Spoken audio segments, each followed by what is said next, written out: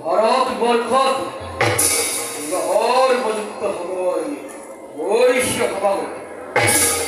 গতিকে ভয়ঙ্কর করিয়াই এই পরিকল্পনা মতে বন্ধুর সেদিরাজ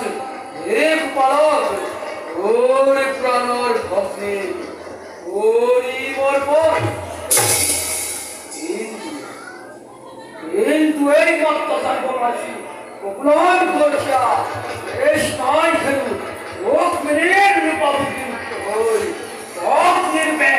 আবার পাবে কথাই সে প্রস্তাব আর উপলন করছা মেরের প্রস্তাব শুনুন এই নাস্তিষ্ট এটি অমূল ভগির পরিবর্তন এই পাবে ঠিক করতাময় তেল খমিকে পরিয়ালসনা ও কুলের খয়ম্বর অরুঙ্গয় আলফন কৃষ্ণ